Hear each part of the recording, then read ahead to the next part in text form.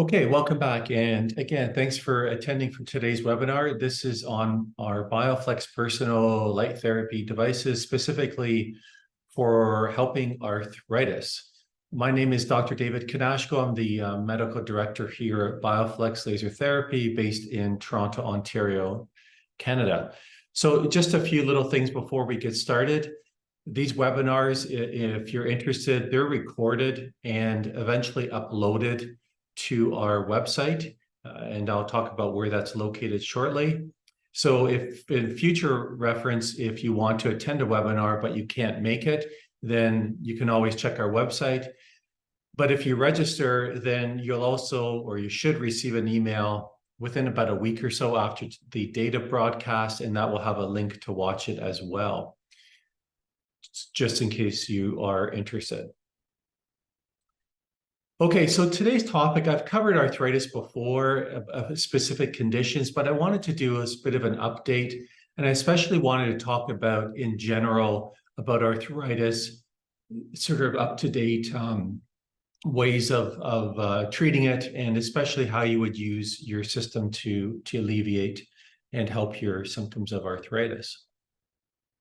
If you have any questions, I'd appreciate you typing them into the Q&A box. So there's two boxes you can type in. One is a chat box, so feel free to let me know your name and where you're from, if you have a system, that kind of stuff. That's always helpful for me. And also if you have a question for me, I'll get to those at the very end of today's webinar and type those into the Q&A box. I certainly appreciate questions as well.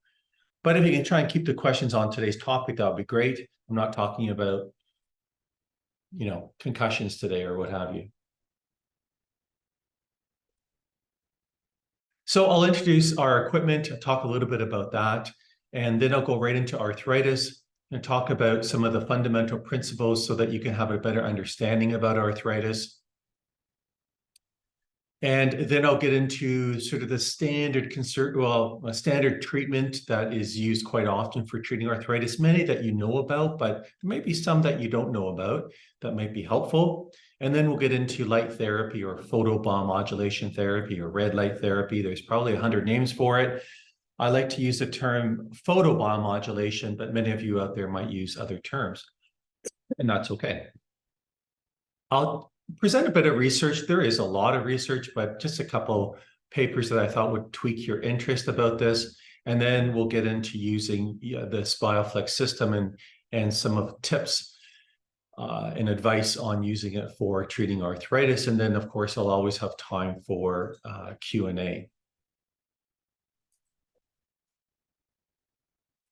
So our personal therapy devices are now found on a separate website called bioflexwave.com. If you weren't aware of that, that's where you will find these systems.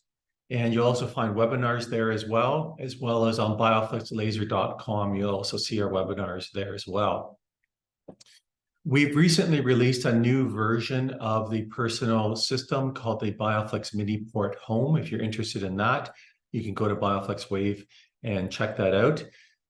It's a little bit more sophisticated software, more treatment options than the standard BIOFLEX P120 and P180 therapy systems that some of you may already have or be a bit more familiar with. And the way this works is that there's a light pad of very dense bicolor superluminous diodes that emit both red and near infrared wavelengths. They're done in succession. So first red is emitted, and then out of the same diode, near infrared is emitted. We're the only company that actually makes and embeds these types of diodes into the equipment. You can search, you can look, but you won't find anything else that has bicolor diodes. This allows for the light to be very energy dense because they're packed very close together. Now, there are benefits of both red and near infrared light.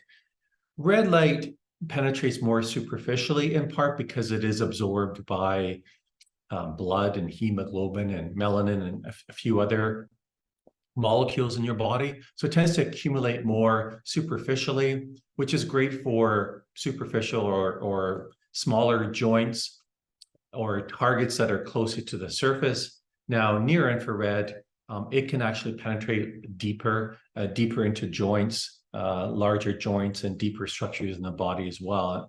And that's why we use the 2 wavelengths as opposed to just one or the other. They both have benefits for helping arthritis. The controller system, if you look at the personal system, now this isn't the new Miniport Home, which has a different type of software. For arthritis, for the most part, many of these protocols you see are lined up on the right and left will come into play. So if you have neck arthritis or back arthritis or hip or ankle arthritis, hand, foot, knee, shoulder arthritis, maybe the only one that you might not be using is face, although if you have temporomandibular joint arthritis, then that would be the setting you would use for that as well. And the controller is pretty straightforward. There's a power button to turn it on. There's a stop to completely stop your treatment. There is a start, pause function, so you can pause your treatment for whatever reason and then restart it. And then there's a selected treatment stage. You can see that's by referencing these bars here, and I'll talk a little bit more about that at the end of today's lecture.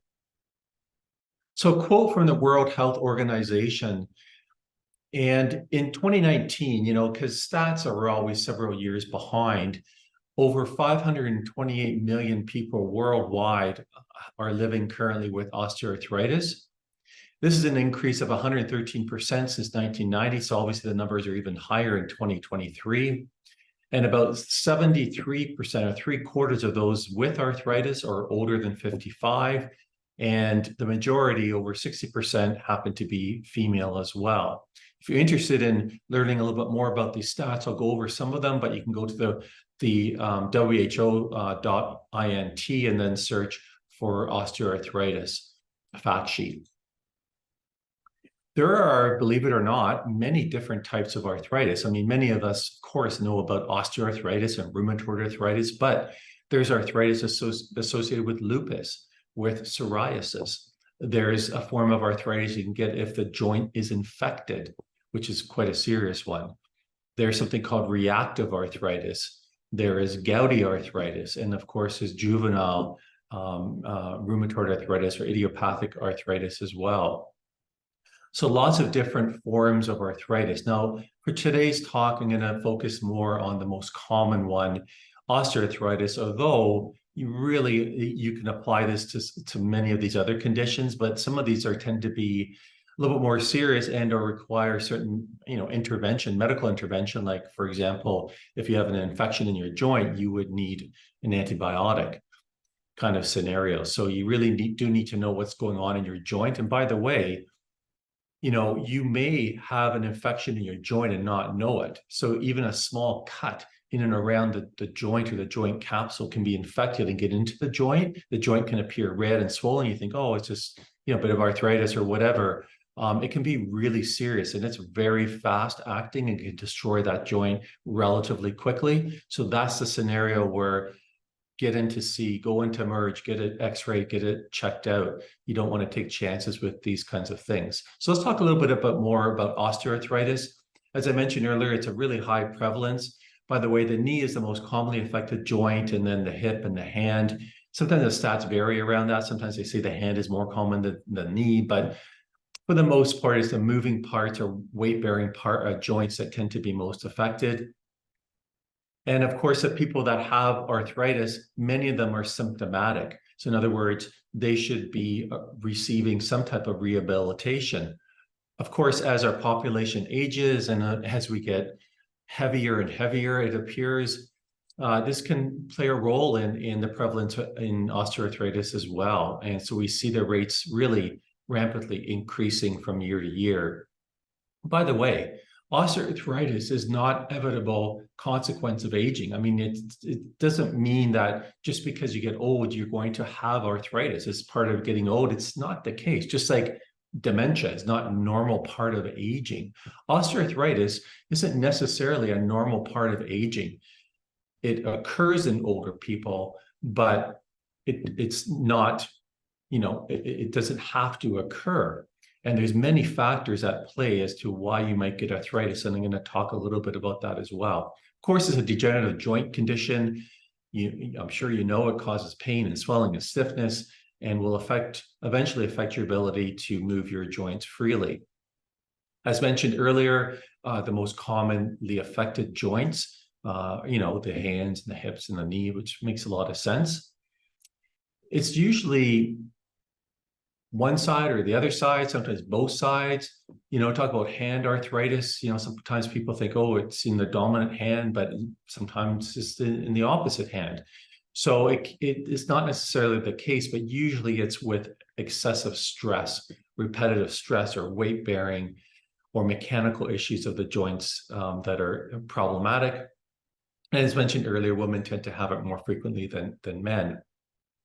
One of the key things, and by the way, this isn't just when you're young, this is throughout as you get older, is to maintain exercise and strengthen and build and continue to build strong muscles, and of course, eating healthy. All of this can help reduce symptoms and the severity and the frequency or prevalence of arthritis. Now, once pain and loss of movement function becomes chronic, then you start to get all sorts of issues. The ability to participate in activities that you enjoy are decreased. The overall well-being is decreased. You can start to have psychological overlay and distress because, your life is severely affected. And this is all part and parcel of helping to manage your osteoarthritis. It is considered to be one of the most prevalent disabilities amongst musculoskeletal conditions. And obviously, it's much more prevalent in elderly people, but it usually starts in and around 40s and your mid-50s, as I kind of alluded to earlier. It can affect younger people, especially athletes. We hear about people getting knee joint replacements when they're 45 because, they were runners or what have you, and now their knees are gone, or played football or whatever the case may be, or had some serious injuries or trauma from a car accident. These can all increase the prevalence and the earlier onset of osteoarthritis.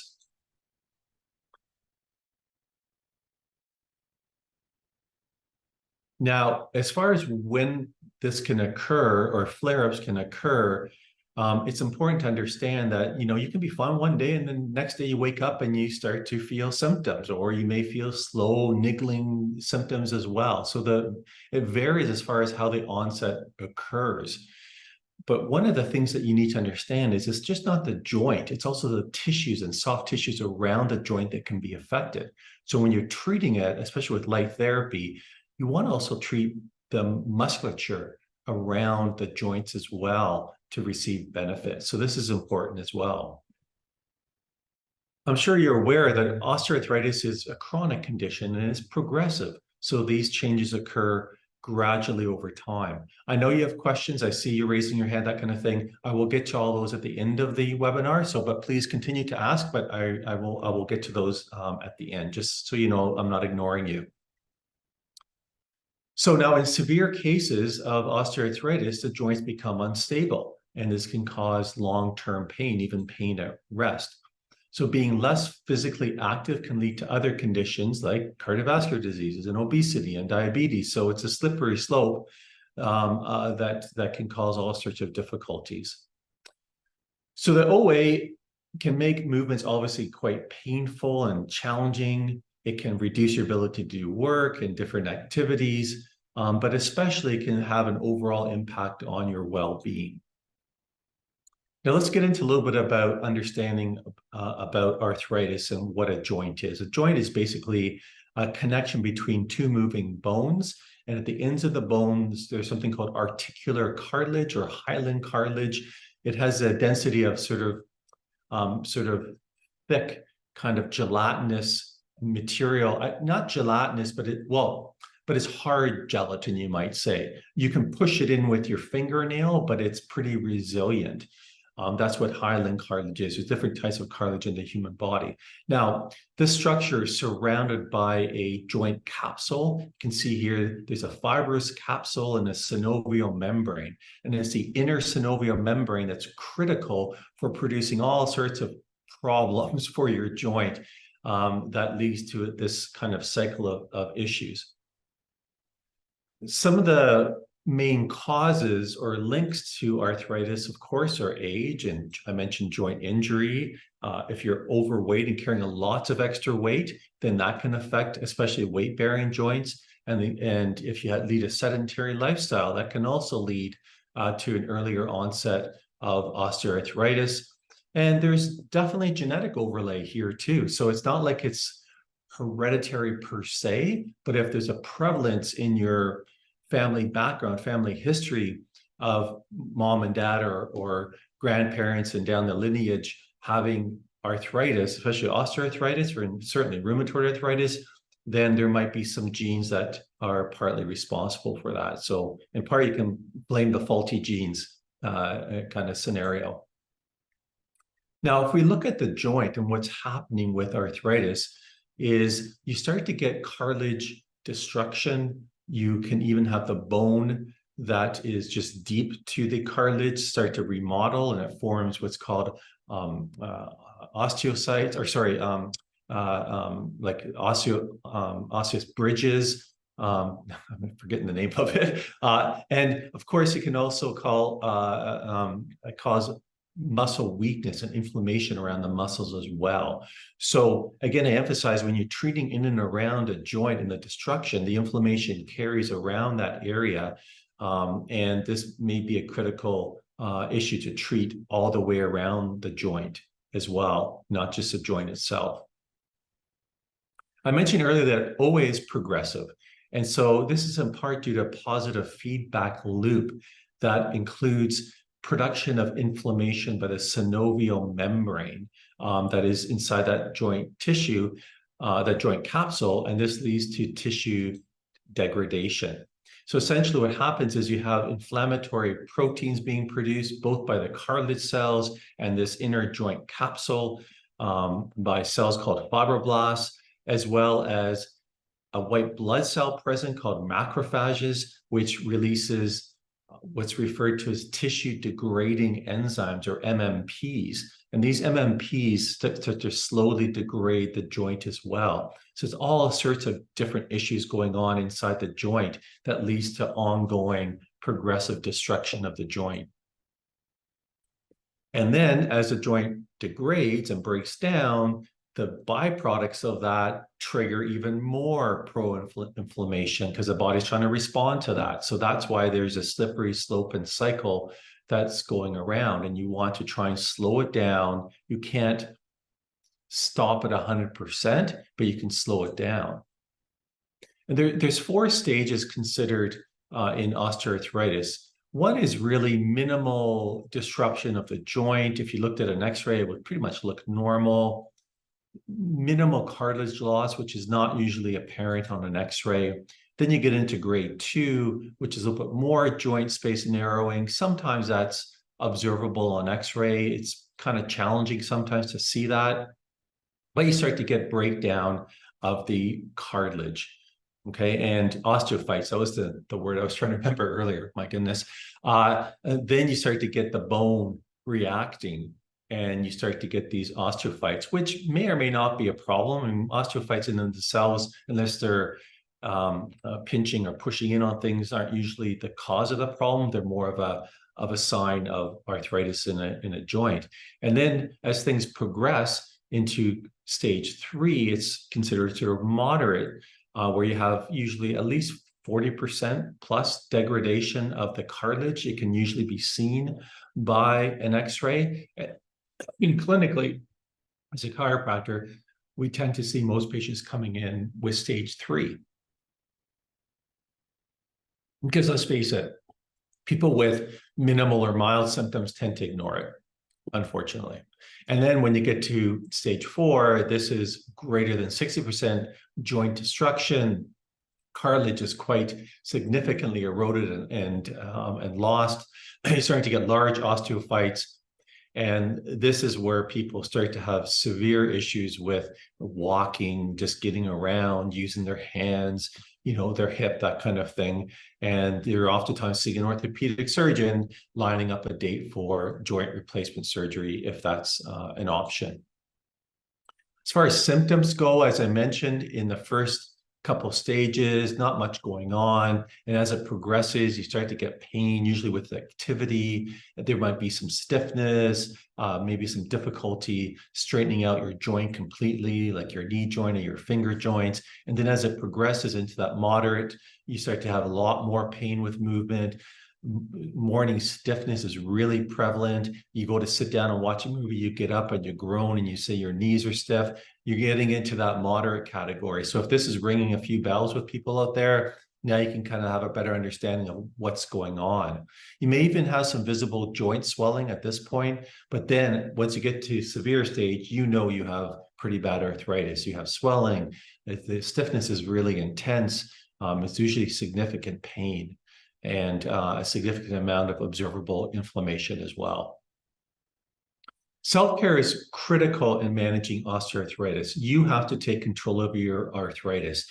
You should not be relying on anything other than yourself to properly manage your arthritis, and learn as much as you can. And hopefully maybe that's why you're tuning in today, to learn a little bit more about that. Each and every one of you, if you do have arthritis, how you would approach managing it would be slightly different, because we are all a little bit different, right? In a positive way. So you want to make sure you have a tailored plan for what's going on with your specific arthritic condition. And therefore, I would highly suggest you seek a healthcare professional to at least kind of get you on the right pathway. Staying active is critical, and maintaining your weight is also really important, but staying active is really important. Many people are sort of don't want to do things because it hurts. And here's the guideline for that. If you go out and do something and you have an increase in symptoms for 2, 3 hours, 4 hours after your activity, then it goes back to sort of where it was, that's okay. If it lingers into the next day in 24 hours, you did too much. Okay, so some discomfort or aggravation of symptoms temporary, it's okay. You're not going to do any more joint destruction or whatever. In fact, you're going to help your body. But if you overdo it, then you need to be a little bit more careful and tone things down.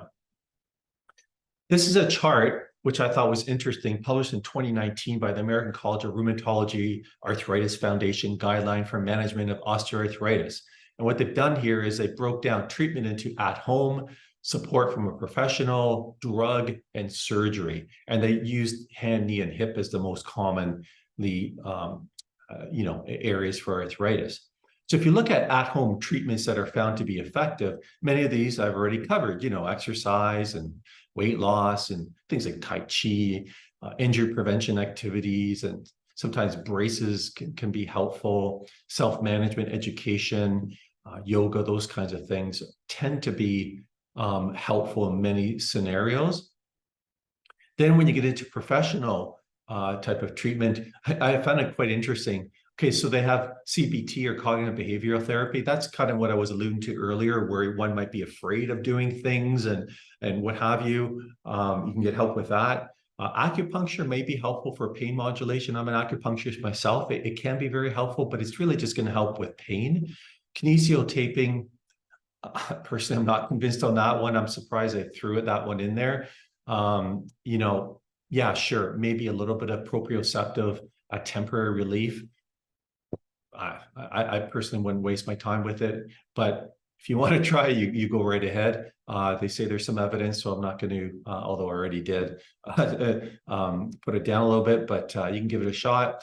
Physical and occupational therapy is also really important. Now, when you get to drugs, they talk about NSAIDs and steroids and tramadol, and whoa, before you go that route, you had better make sure you're doing other things, because if you're relying on these things, we know recent research has shown that progressive use of NSAIDs can lead to all sorts of problems, including an increase in chronic pain. And certainly steroids can destroy a joint if used multiple times in a joint, those kinds of things. You may have heard about Synvisc injections or hyaluronic injections as well. There's some evidence for some of that treatment to be helpful as well, even including perhaps stem cell injection. But again, not all of these are overly proven yet in good clinical trials. And of course, if you're looking at the end joint where it's completely gone, then you're looking at joint replacement. Well, if you can, obviously fingers, you can't do that. Now, when it comes to exercise, you want to go start low and go slow and build up, modify the activity, right? So you may not be able to do the things that you want to do, but you can modify that and do other types of activities. You might want to decrease the frequency and duration or intensity of these exercises just to stay active. It's important to move and move a lot. Okay, so activities should be joint friendly, whether they're low impact or swimming, you know, walking for the most part with good, comfortable shoes, and cycling, dancing, I suppose, those kinds of things. Now, you want to make sure that you're doing these things in, you know, relatively an environment that you feel safe in doing them, right? You go to parks and often see Tai Chi classes, those kinds of things. Those are wonderful. You don't want to be out there at 2 a.m. in the morning doing a walk in a sketchy neighborhood kind of scenario. And most importantly is have a communication and keep an open dialogue with a health care professional or someone trained that deals with exercises for these types of conditions. Now, a little bit about supplements. Although this is exercise at the top, I'm going to talk a little bit about supplements. And there has been quite a bit of research to look at these. So I'm going to talk about some of the most common ones. Glucosamine and chondroitin. These are commonly used. They are components of cartilage. The research is a little bit mixed on this, and it depends on the type and some other factors. There was a large study that looked at glucosamine and chondroitin alone or together, along with NSAIDs, and then in placebos. This was for knee osteoarthritis. And overall, they found that glucosamine did improve symptoms like pain and function. But then there was another study in 2016.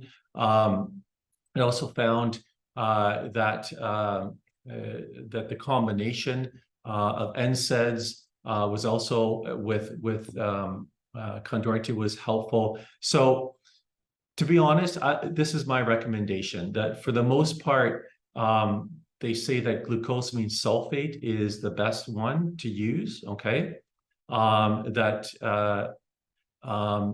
overall the hydrochloride one may not be as effective, but you know, you can try different ones. You do need to give it a couple months to see if it's helpful.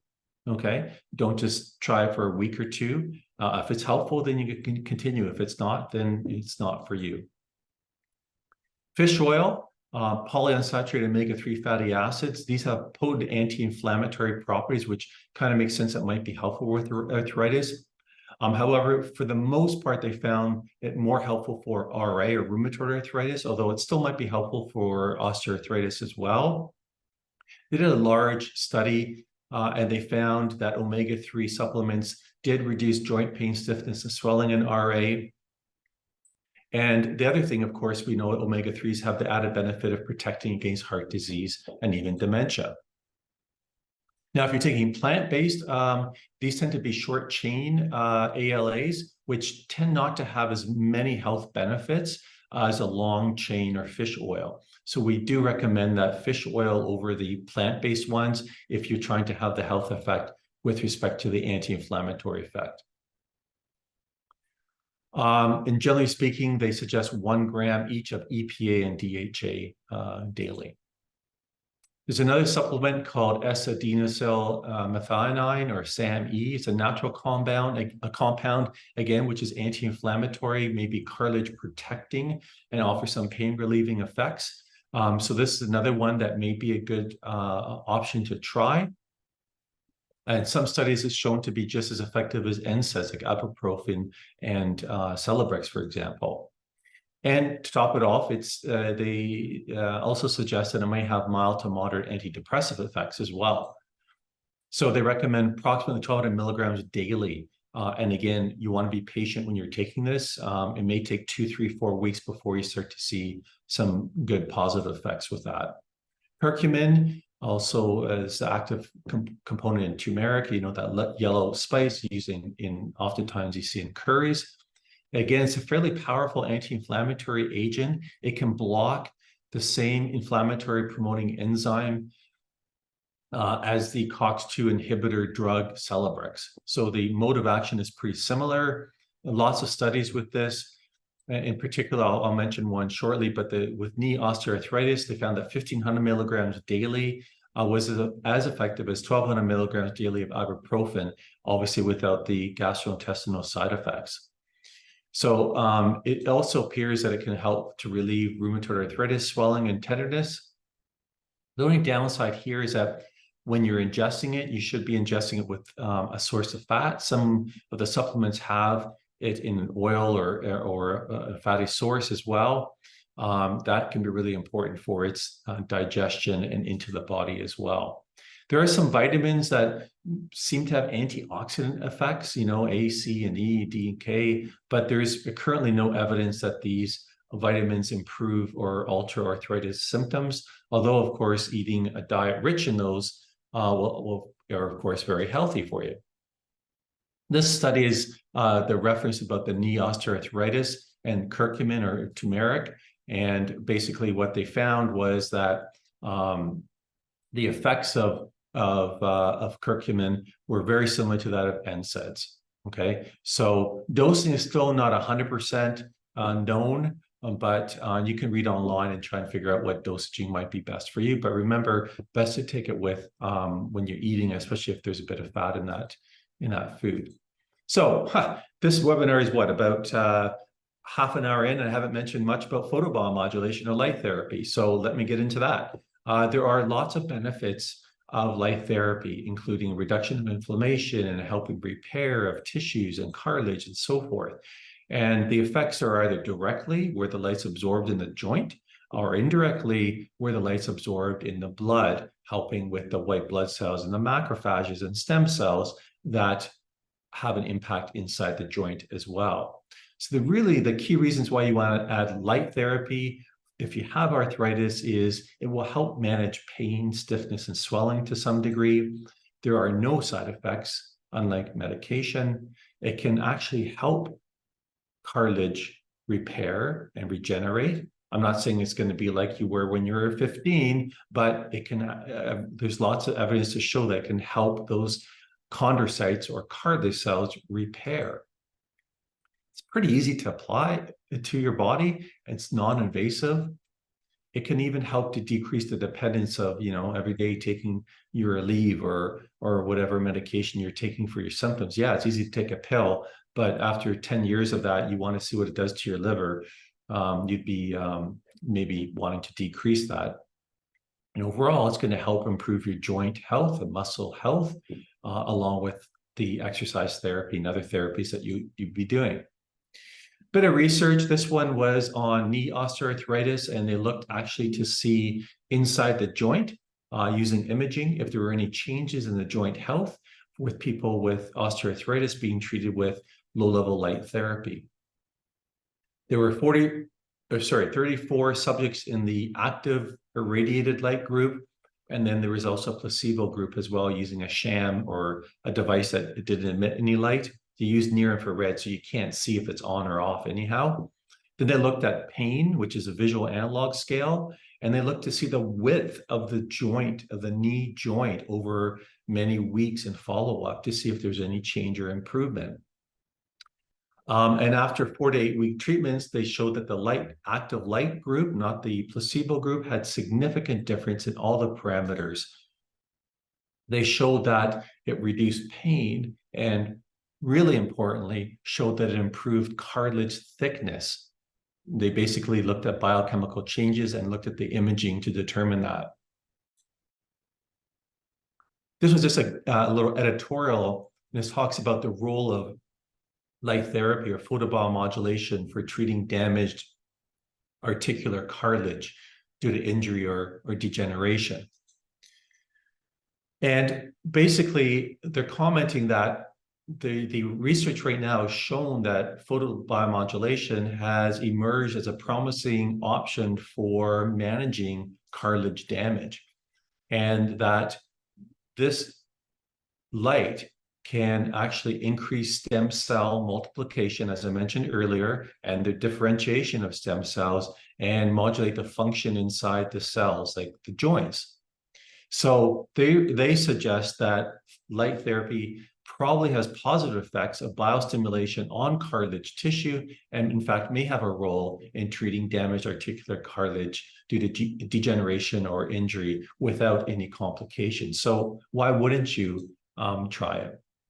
The treatment itself is pretty self-explanatory. As far as the controller goes, if you have symptoms in your hand, you use the hand protocol, in your knee, you use the knee protocol. You want to make sure it's in direct contact with your skin, that there isn't any oils or creams on the skin, that it's not covered by clothing or bandages, because they can block light, won't be as effective. And you should have firm contact. So there's an attached strap, or you can use a little bean bag or whatever gentle weight to kind of depress it on the tissue. That's highly recommended. Remember that the light pad emits first red, then near infrared light. Sometimes I get calls saying it's not working. I see light, now I don't see anything. It's because the near infrared is invisible, and you need to let it cycle through red and infrared on one location before you move it to the next location. Remember, osteoarthritis is progressive. So then you need to basically treat it on a regular basis to maintain the benefits.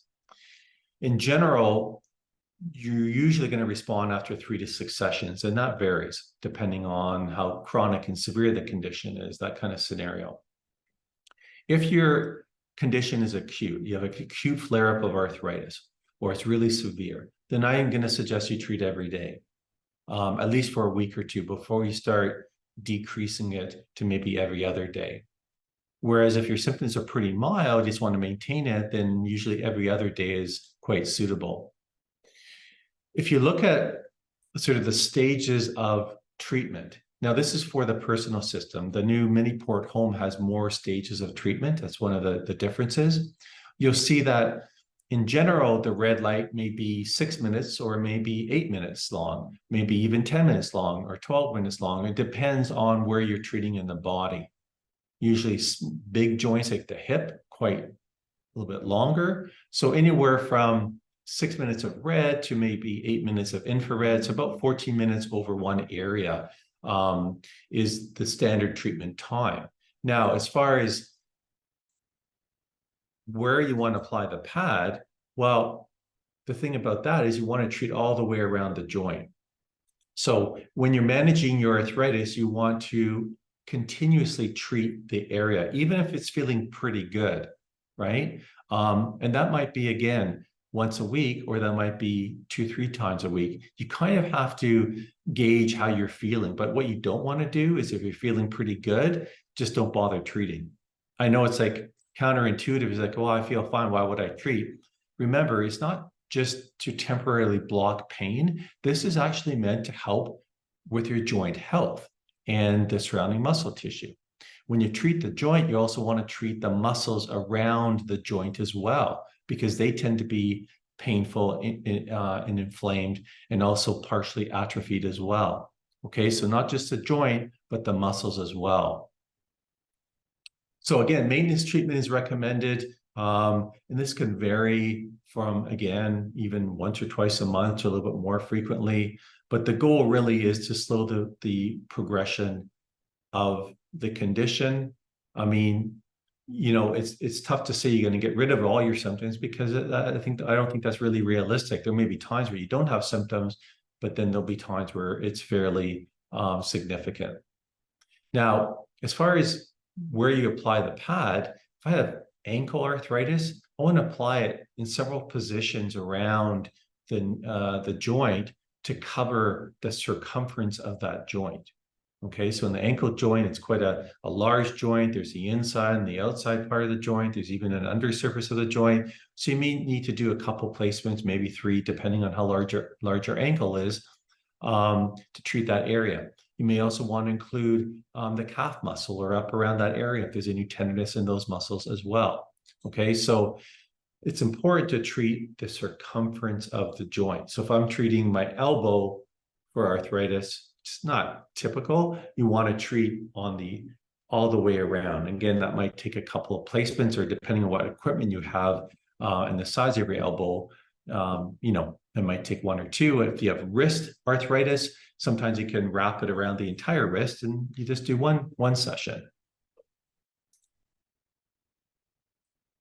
In general, light therapy does not interact with medications. So it can usually be used safely in conjunction with meds you may be taking already for arthritis. However, again, I always recommend to talk to either your medical professional or pharmacist, that kind of thing. Sometimes there's concerns about drugs that have interact with light. Typically, those drugs are light sensitive to ultraviolet wavelengths and not red and near infrared. But the pharmacist would know the exact spectrum. But I've never come across any drugs that are sensitive to the wavelengths used in light therapy. Remember, the ultimate goal of using this light therapy is to slow the progression of your arthritis, improve your symptoms, and your quality of life. Thanks again for joining me. I'll get to your questions now. The next webinar into November is on post-surgical healing. This is a professional webinar, so geared more towards healthcare professionals, but anyone can join in, of course. My email, if you care to reach out to me, is david@bioflexlaser.com. Okay, so a few questions here. So a full replacement of a joint, is it contraindicated or still safe? It's actually still very safe. You can treat over a joint replacement because a light does not heat up the metal. A question here from Linda about head and neck traumatic injury. With arthritis down the entire spine and shoulders and nerve blocks. And she just commented that she came into our clinic and had seen Dr. Khan. That was over 10 years ago and changed her life. She has a couple of systems at home. So it's nice to hear that, that you had a lot of benefit from that, Linda, and we appreciate hearing from you. Can it be used too often to cause problems? I'd say no to that, but the effectiveness may not be as good. So by too often, not usually more than once a day, and sometimes give your body a break of a few days or a week before going back to it, but it's not like it will cause any negative side effects. Is it safe to use on patients with cancer or a history of cancer? You can use light therapy in someone or on yourself if you have cancer, just not directly over the cancer. So if you have prostate cancer, you can treat anywhere in the body, just not obviously directly over the prostate. Or if it's metastasized to the spine, I wouldn't treat over the spine either, but other areas is fine. For disc herniation, will the treatment restore or heal at all? Well, you see, disc herniation is a different animal, right? Because it depends on the severity of the disc herniation. Usually they heal up on their own, but it takes many months or years for it to heal. And sometimes it doesn't heal completely or heals weaker, but this will facilitate healing of a disc herniation. Do you do the front and back of a joint several consecutive treatments? I'm not sure I understand that question, but essentially if I'm treating my hand, I want to treat the palmar aspect of the finger joints and the dorsum of the finger joints, right? To basically get both sides of that joint and then move on to a different area. A question about our LED panels and if they're appropriate for rheumatoid arthritis. I prefer that treatment for rheumatoid arthritis uses equipment that touches the skin. It may be helpful to some degree, but the research uses light therapy devices that touch the skin for rheumatoid arthritis. So I'm a little bit more comfortable suggesting these personal systems for RA. But if that's all you have, you can certainly try it and see if it's helpful. I just don't have a lot of evidence to say firsthand. It may be helpful, but it's not going to, I think, have as direct impact as light that's targeted right to the area of RA. Would 2 treatments a day be twice as effective? I think I kind of mentioned that is Not necessarily, and this causes a whole cascade of effects inside the cells and the tissues, and your body needs time for all this to occur. So unless it's really severe and you want to try and just calm things down, once a day should be adequate.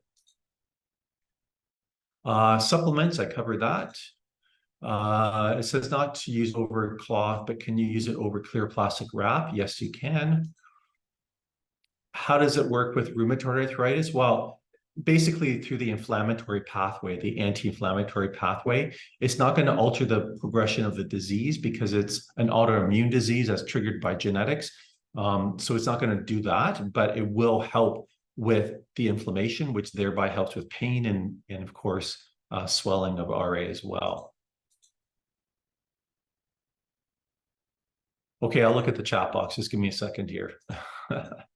Can it be used with titanium implants? Yes, I think I mentioned that. You can use it anywhere on the body under over implants. It's not an issue.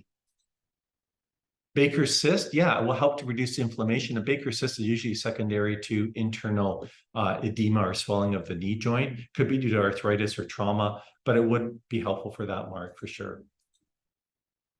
Okay, let me take a look at the chat box, even though I said don't ask me questions in the chat box. How often do you increase the level when treating chronic issues? Yeah, so the level is, always starting with level 1, and then give it 3, 6, maybe even up to 10 to 12 sessions before moving into the next level up. But you have to give the levels a chance to work. You may find one a little bit better than the others, and that might be 4, that might be 1, that might be 2. Sometimes moving around is helpful as well too.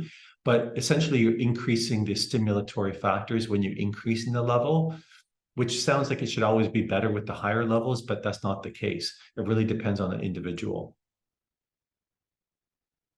We do have an arthritis system in the United States, and because the regulations are a little bit different, we're able to get approval for that. And that specific system is just tweaked a little bit more for use for arthritis with respect to the protocols. All these devices are effective. That particular one, we just honed in a little bit more for arthritis as opposed to treating, say, a muscle strain. It would be helpful for a muscle strain, but probably not as helpful as, say, a personal therapy system, for example. So you should use the light for life and don't stop for arthritis. Well, unless your arthritis miraculously goes away forever and ever, which doesn't happen, then yes, just like you want to always remain active for life. There's a standard setting on the old light system I can use for arthritis. I'm only 5'3" and weigh 100 pounds, Sherry. Oh, I'm not sure. Can you email me, Sherry? Because I'm not quite sure exactly what you have and what you mean. Someone mentioned about trying the GLAD program, which is really good. Oh, but found them lacking. I created my own rehab program. Oh, it's working very well. Definitely getting stronger. Yeah, I mean, I think the GLAD, you kind of have to do these things with an understanding that it's a one size fits all when you go to these things, and you still will need to modify it according to your needs, which is, I think, Roger, what you're getting at. So, but it's great to see that you're really on the right track, which is really amazing. Okay, I think that's it for me. Everyone have a great day. And let me see if there's any last questions. Is the vet unit available in Canada? Yes, it will be very soon. We're actually releasing it in the next week or two. We have it's based on the personal system, but it's the protocols are for cats, small dogs, medium dogs, and large dogs. And that should be available. I see them around, so I guess pretty soon. So I think I mentioned about the difference between the P1A and the arthritis unit. Again, the arthritis unit is only available in the States, and that really has to do with the regulatory issues. And we just kind of tweaked the protocols a little bit more for treating around joints.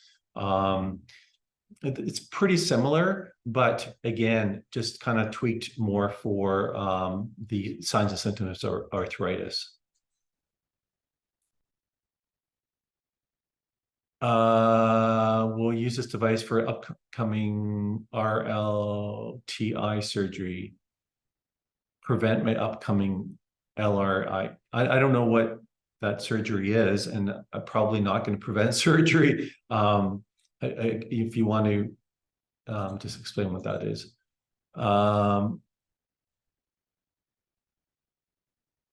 Oh, that's Anne just is commenting that she's been using the system for quite a while now. It's very helpful for her OA of her big toe, which is a common area as well. Alrighty, that's it for me. Have a great day, everyone, and we will see you in a couple of weeks. Bye now.